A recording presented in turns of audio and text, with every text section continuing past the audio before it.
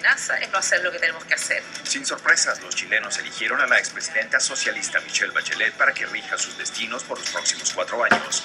Energía más barata hará más atractivo a México y la aprobación legislativa de la reforma energética redundará en mayores fuentes de empleo. Asilo sobre condições. En carta abierta al pueblo de Brasil, Edward Snowden ofrece ayuda para investigar las labores de espionaje del gobierno de Estados Unidos. La victoria alcanzada el pasado domingo por Michelle Bachelet y su consecuente reelección como presidenta de Chile no ha sido una sorpresa porque ya lo habían adelantado las encuestas. Fue la primera mujer de su país en ser jefa de Estado entre el 2006 y 2010 y ahora en reelegirse, lo cual fue ratificado con el más del 60% en la segunda vuelta electoral, mientras su contendora Evelyn Matei, de la derechista Alianza por Chile, logró apenas el 38% de la votación. Con este triunfo de la líder de la nueva mayoría de centro-izquierda, se confirma que la sociedad chilena se ha ido transformando y parece encaminarse hacia un nuevo ciclo político, económico y social. Para profundizar en este tema están con nosotros desde Santiago, Chile, Patricio Zamorano, catedrático de Gestión Política de George Washington University. También tenemos a Sergio Vitari, ingeniero y político chileno. Desde Miami tenemos a Robert Valencia, analista de World Policy Institute. Y aquí en nuestros estudios, Emilio Viano, profesor de Ciencias Políticas de American University. Gracias a todos por acompañarnos. Comenzamos con Patricio. ¿Qué nos puedes decir también con tu experiencia como periodista? ¿Qué es lo que se palpa, qué es lo que se vive en Chile? ¿Hay alegría con el triunfo de Michelle Bachelet? Bueno, yo diría que hay dos posiciones bastante contradictorias, ¿no? Una de triunfalismo con moderación, en todo caso de la ex concertación, la coalición ahora llamada Nueva Mayoría, que integra al Partido Comunista también, que se ha ampliado a otro tipo de sectores. Se está discutiendo mucho aquí en el país cuál va a ser el gabinete de ministros. Se debate también la posición del Partido Comunista, si es que va a ser parte formal del gobierno de la presidenta Bachelet, algún ministerio. Eso no se ha definido aún, pero al mismo tiempo está esta otra posición de la alianza perdedora, ¿no? La alianza de centro-derecha del presidente Piñera, que ha entrado en una etapa, yo diría, de crisis, ¿no? Con muchas recriminaciones entre ellos mismos. La propia ex candidata Evelyn Matei ha intentado apaciguar un poco las aguas con una carta pública en que asume nuevamente la responsabilidad y lo aclara de manera explícita para evitar un desangramiento, un canibalismo interno político de la alianza, puesto que se considera que el gobierno, que la posición de ellos, que el gobierno de Piñera hizo una buena gestión, pero no fue capaz de comunicarla. Efectivamente, el presidente Piñera obtuvo uno de los niveles de aprobación más bajos de la historia contemporánea de Chile, y en ese sentido ha habido mucha recriminación interna. Fue una campaña muy dividida, tuvo muchos candidatos presidenciales que o se cayeron o que renunciaron, o que tuvieron algún tipo de problema de imagen grave, Colborne, Longueira, etcétera, etcétera. Entonces es una situación, yo diría, un poco dividida entre ambos bandos en contención acá.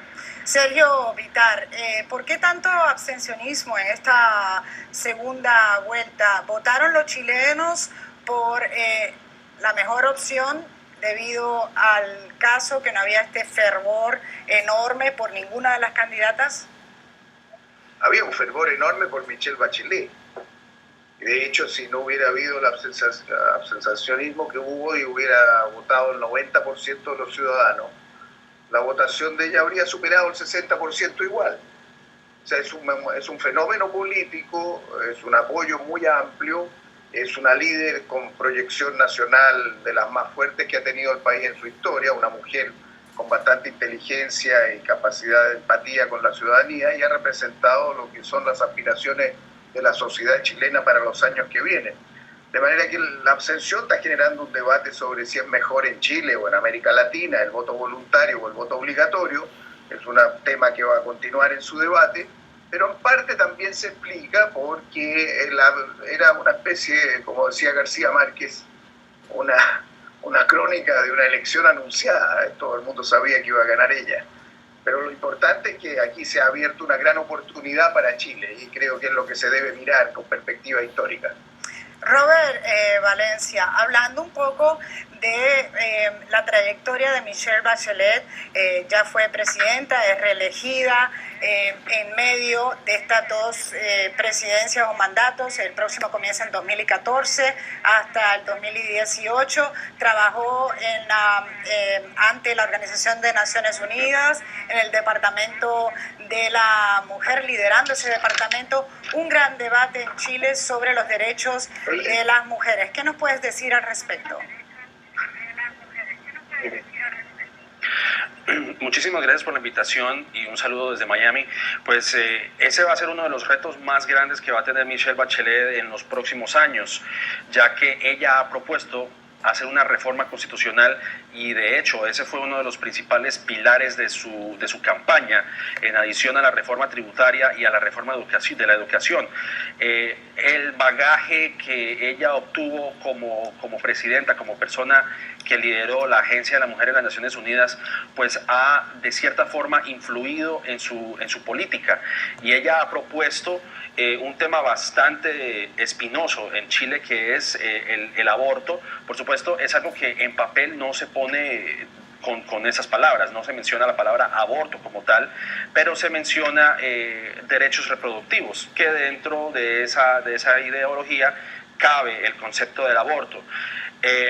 Y bueno, va a ser muy difícil o va a ser muy complicado, va a tener que maniobrar de una forma muy inteligente ese aspecto de darle a las mujeres la opción de decidir cómo deben de planear o de planificar su gestación, o todo lo que tiene que ver con las cuestiones del embarazo y de los derechos reproductivos. Es uno de los retos principales que va a tener Bachelet, muy a pesar de que la nueva mayoría, como se conoce ahora, tiene gran parte de los escaños en el Congreso, pero no va a tener un camino fácil, porque aunque la derecha ha sido afectada de cierta forma por las elecciones, es decir, no va a contar con los votos suficientes para pasar reformas de una manera fácil. Va a tener un reto muy grande de aquí en adelante. Emilio Viano, una de los retos, no sé cómo lo ve usted, aparte de lo que acaba de mencionar Robert, es también este socialismo diferente de Chile vis a vis el socialismo del siglo XXI, populista, de países como Venezuela, Ecuador y Bolivia, y Nicaragua. ¿Qué podemos aprender o qué debemos aprender del socialismo de Chile, de una Michelle Bachelet, versus el de los otros países? Bueno, me parece que es un socialismo más pragmático, un socialismo que toma en cuenta más la realidad que la ideología. Por eso claramente no es chavismo, y me parece que es muy prometedor en el sentido que es más fácil obtener tal vez el acuerdo, el apoyo de otros partidos, particularmente del centro derecha. Lo que fue desilusionante un poco en esa elección fue la ausencia del voto estudiantil.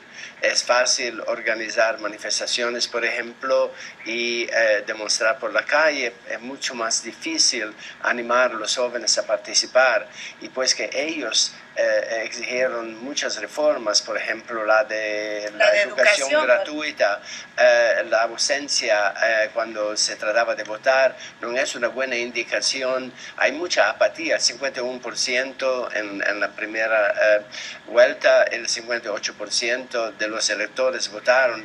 Es bastante poco cuando votaron más gente en el 2009. Así que esto claramente también, no estoy completamente de acuerdo que es una elección cuya victoria ya era anunciada. Me parece que es también una cierta apatía e indiferencia que no promete bien para la gestión de Bachelet. ¿Estás de acuerdo con eso, Patricio, que hay cierta apatía en el ambiente en Chile, y en especial de esa juventud que después de todo es el futuro del país? No, yo no concuerdo un 100% en el análisis, porque la apatía quizás es una apatía que se mide en el acto electoral. Efectivamente votó un 47% de la malla electoral, digamos, en la segunda vuelta, pero eso no tiene nada que ver con la tremenda participación en las calles y activismo político que ha habido desde el movimiento estudiantil de 2011. No solo eso, ese movimiento estudiantil yo diría que ha empoderado a la sociedad civil en Chile de una manera histórica. No se había dado un proceso de tanta actividad cultural, política en las calles y especialmente del sector de los jóvenes. Efectivamente no ha repercutido eso en el voto mismo electoral, pero yo diría que es un proceso que viene relacionado con la apertura democrática para que el voto efectivamente fuera voluntario. Hay que recordar que el voto en Chile era obligatorio, como muchas cosas eran obligatorias bajo la Constitución, digamos, antidemocrática que se aprobó acá en Chile en 1980 bajo dictadura. Entonces yo diría que es un proceso histórico, hay mucho más participación, la gente ya no está contenta con su propio gobierno per se, es muy exigente, es crítica, exige un mínimo estado social. Y yo diría que Piñera tuvo que, en cierta forma, administrar un Estado social un poco más benefactor, un poco más subsidiario, de búsqueda del bien común que venía heredado de la presidenta Bachelet. Y en ese sentido, y justamente la crítica que le hace el propio sector de derecha, especialmente esta última semana tras la derrota, ha apuntado específicamente a eso, que el presidente Piñera un poco no manejó la agenda de la centro derecha como le habría gustado hacerlo, ¿no? Sergio Vital, más o menos en la misma vertiente, en cuanto a el balance que va a tener que hacer la presidenta a nivel ya de relaciones internacionales o regionales entre una alianza del Pacífico, que es el futuro económico y comercial no tan solo de Chile, pero de muchos países importantes en América Latina, y por otro lado el contrapeso político con los países del ALBA, que están totalmente en otro tipo de visión y enfoque. Patricia, hay una serie de imágenes que detecto también que en la prensa norteamericana, que no es lo que se está viviendo en Chile. Acá hay una gran transición que fue muy exitosa, de las mejores del mundo. Chile ha tenido una posición en materia de crecimiento, en PISA, en educación, los últimos resultados parece el primero en América Latina, tiene unos partidos políticos bien establecidos, instituciones, pero hay dos grandes aspiraciones que implican la política nacional y la política internacional. Más participación, un cambio democrático y una profundización democrática, y más igualdad de un país que ha crecido pero mantiene niveles de desigualdad muy importantes. Con un desarrollo de la sociedad civil que tiene que mejorar su relación con los partidos políticos. Felizmente, dirigentes estudiantiles importantes han ganado elecciones en el Parlamento y eso establece una relación. De manera que la oportunidad es grande y no es fácil, pero esto de decir, por ejemplo, que Michelle Bachelet quiere el aborto, pero que no está claro en la Constitución, en el programa, me parece que son cosas que no corresponden a la realidad. Las estrategias de la gran coalición es ir hacia los cambios importantes sociales y políticos. En los otros temas hay libertades, no creo que se plantee ni por el gobierno ni un tema de aborto ni otras materias de esa naturaleza. Sin embargo, hay en el Parlamento la posibilidad de plantearlo. Pero vamos a lo internacional, una palabra. ¿Cuál es la idea? Que Chile juegue un papel más latinoamericano. Nosotros tenemos problemas también que resolver con nuestros vecinos, tenemos un fallo que tiene que venir de la Corte de la Haya en enero sobre el límite marítimo con el Perú, hay un problema con Bolivia que viene de la Guerra del Pacífico, tenemos que estrechar relaciones con Argentina, con Brasil, estamos en la Alianza del Pacífico, que es una iniciativa que viene de antes de Chile. Estas son políticas de Estado, en esto no tenemos divisiones entre los chilenos en general. Michelle Bachelet va a poner más acento en la política internacional en América Latina y vamos a relacionar, y es lo que queremos, Mercosur con la Alianza del Pacífico, no ponerlos como dos cuestiones antagónicas, sino colaborar en la relación Asia-América Latina a través del Pacífico con la Alianza del Pacífico. Y mostrar, claro, que hay una forma de gestión política económica distinta. Es una política económica responsable. En los 20 años que gobernó la Concertación, nadie duda de que hubo una gestión económica nacional e internacional eficaz. Y yo espero, no es fácil, que ahora podamos manejar una coalición más compleja y una sociedad más difícil, pero nosotros estamos acostumbrados a procesos de reformas graduales, pero en la dirección de corregir la desigualdad y profundizar y mejorar la democracia. Por eso hemos planteado también una nueva constitución. Robert Valencia, en cuanto a lo que acabamos de escuchar de Sergio Vital, uno de los grandes desafíos para la presidenta Michelle Bachelet es justamente estos conflictos territoriales. Hay analistas inclusive que dicen que en eso está gran parte del foco de las relaciones entre los países de las Américas, y son estos conflictos territoriales o marítimos, digamos el caso. ¿Qué considera va a ser el desenlace o cómo lo va a manejar la presidenta Bachelet en cuanto a Perú y a Bolivia? Bueno, hay que esperar la decisión de la Corte de la Haya, como lo acaba de mencionar el invitado, el próximo mes de enero. Regularmente en estos casos la Corte, como se dice coloquialmente, parte el bebé en dos, ¿no? Las decisiones las toma de una forma muy salomónica. Recordemos un caso similar al de Chile y Perú, es el caso de Nicaragua con Colombia y el litigio que estaba por disputar Nicaragua y Colombia sobre el archipiélago de San Andrés. La decisión en ese caso fue de darle o de otorgarle más aguas territoriales a Nicaragua, mientras que Colombia seguía ejerciendo la soberanía sobre el archipiélago como tal. Sin embargo, y viendo las cosas o tomándolas, como se dice también coloquialmente, como un grano de sal, pues Colombia salió un poco perjudicada de esa decisión, porque no cuenta con las aguas territoriales de las cuales los isleños, en ese caso, pues es una forma de mantenimiento, ¿no? de sustentar la vida y de ganarse la vida como pescadores. Ese caso, si lo tomamos en el contexto de Chile y del Perú, podría ser algo similar, en el sentido de que dependiendo de la decisión, pues tiene que quedar ambas partes satisfechas. Eso es lo que ocurrió, por ejemplo, con el caso de Colombia y Nicaragua, como lo acabo de mencionar. Ahora, independientemente de lo que se decida el próximo mes de enero, eso no puede perjudicar, esperemos que no perjudique la relación de Chile y Perú, más aún dentro del marco de la Alianza del Pacífico, porque la Alianza del Pacífico no solamente lo compone Chile y Perú, también lo compone Colombia y México.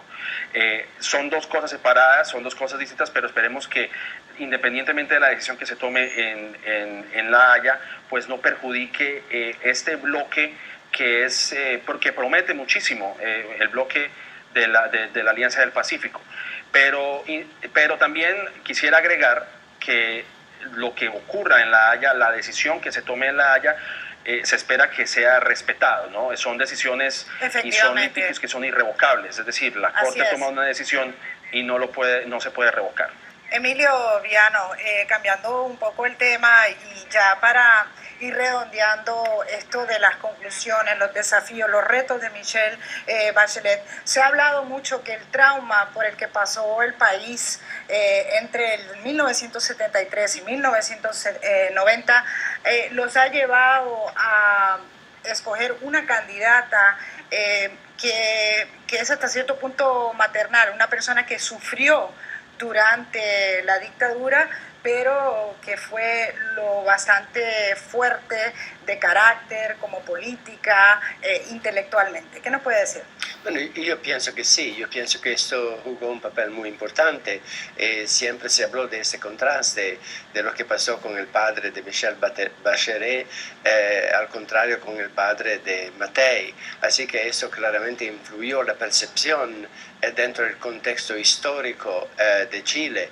Y yo creo que la nueva presidenta quiere relacionarse todo esto con esta idea de una reforma de la Constitución a través de una asamblea constituyente para verdaderamente cambiar la atmósfera política, distanciarse de lo que pasó con la dictadura de Pinochet y empezar verdaderamente una nueva época histórica para Chile. Así que yo creo que esta idea de reformar la Constitución es de eliminar todos los vestigios de la antigua dictadura y abrir nuevas ventanas y nuevas posibilidades para el país. ¿Es tan fácil, Patricio, reformar la Constitución?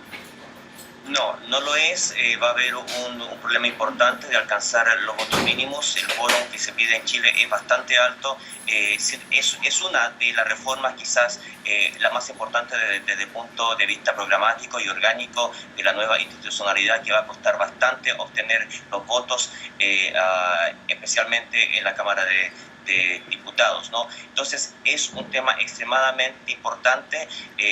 Yo diría que va a ser el principio del fin de la famosa transición, que se está expandiendo bastante justamente por los vestigios, los resabios que quedan de la Constitución que se aprobó, hay que recordar, en 1980, en estado de sitio, sin registros electorales, sin ningún tipo de control internacional. Ese es un poco el objetivo. Y yo diría que lo que refleja más que nada también es la necesidad del país de diversificarse lo más posible, de democratizar la democracia, en el sentido de que mucho más sectores minoritarios puedan entrar al Congreso, eliminar definitivamente el sistema electoral binominal, que es una aberración, porque deja fuera a muchos grupos políticos, pese a que obtengan un porcentaje importante a nivel nacional. Estamos hablando del Partido Humanista, el Partido Verde, el Partido Comunista, ahora que tiene 6 diputados, etcétera, etcétera. Entonces es extremadamente importante que se logre una democratización. No sabemos si lo va a lograr en el próximo periodo, pero que es imprescindible un poco para marcar de aquí en adelante la modernidad de Chile. Sin duda, el tema de la desigualdad, recordemos, extremadamente importante en Chile, es un tema pendiente, el tema salarial, el tema de la reforma tributaria, Patricio, el tema educacional, son todos temas sociales extremadamente importantes. Patricio, nos vamos Disculpa la interrupción, nos vamos a Sergio Bitar para las conclusiones. ¿Cómo puede hacerse mucho más relevante de lo que es como modelo, por lo menos económico, y de la transición de la que usted habló como ejemplo para América Latina y el mundo a seguir en cambio político, ¿no? de gobierno? ¿Cómo puede hacerse más relevante Chile en este contexto bajo el liderazgo de la presidenta Bachelet? Gracias, Patricia. Lo primero es tener una política latinoamericana más fuerte. En el mundo de hoy global, las operaciones tienen que coordinarse más como región, tienen que reforzarse los lazos entre México y Brasil. Si Chile puede jugar un papel de acercar a ambos países, también ayuda a los acuerdos políticos y más inversión en infraestructura, multilatinas y otras actividades que refuercen la economía interna. Esa es una. Y enseguida, en lo que es más doméstico, la reforma tributaria, con el propósito de ampliar la inversión en educación y en salud pública, reforzando la educación pública. Ha habido en Chile una merma en la educación pública que consideramos preocupante, porque afecta a los grupos de ingresos más bajos y por lo tanto daña la igualdad. Luego la reforma educacional y luego el cambio del sistema electoral y la discusión de una constitución que surja en democracia. Esos son los ejes principales en lo económico: más igualdad y reforma tributaria; en lo social, el tema de la reforma educacional y la educación pública y salud pública; y en lo constitucional e institucional, lo que he señalado. Ahora, eso requiere de una gran mayoría. Va a necesitar Chile acuerdos con la derecha en materia constitucional, así lo hemos hecho todo el tiempo.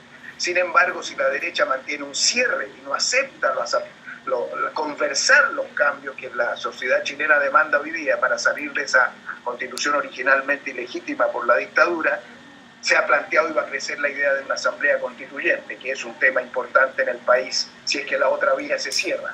Pero creo que el país está maduro, que hay apoyo ciudadano importante y que podemos avanzar en los acuerdos necesarios. Yo soy optimista sobre el futuro de Chile. No va a ser fácil y tenemos un liderazgo que creo que también es importante. Y servir para América Latina al final. ¿Qué es lo que puede ayudar Chile? Mostrar que hay un camino que no es populista, de reforzamiento democrático, que es de mejoramiento social, sin propuestas que dañen la economía y que tú puedas mantener competitividad. Bueno, si eso lo logramos y reforzamos los derechos ciudadanos, creo que hacemos una contribución a América Latina. Si no nos va bien, bueno, seguiremos buscando ese camino y a la larga, más allá de los 4 años, Patricio lo decía, esto no se puede hacer en 4 años y hay que conversar con la ciudadanía para mostrar un camino que toma más tiempo, pero una dirección hacia la cual caminamos en relación con los países democráticos de América Latina y con el resto del mundo. Y lo interesante es que Chile ha seguido ese curso, ese compromiso con las políticas de Estados independientemente de cualquier partido político. Le agradecemos a Patricio Zamorano, Sergio Vitar, Robert Valencia y Emilio Viano por haber estado con nosotros aquí en el programa Foro Interamericano. Si usted desea conocer más detalle de este y otro de los temas que tratamos aquí, por favor, visite nuestra página de internet, boanoticias.com. Hacemos una breve pausa y regresamos con más.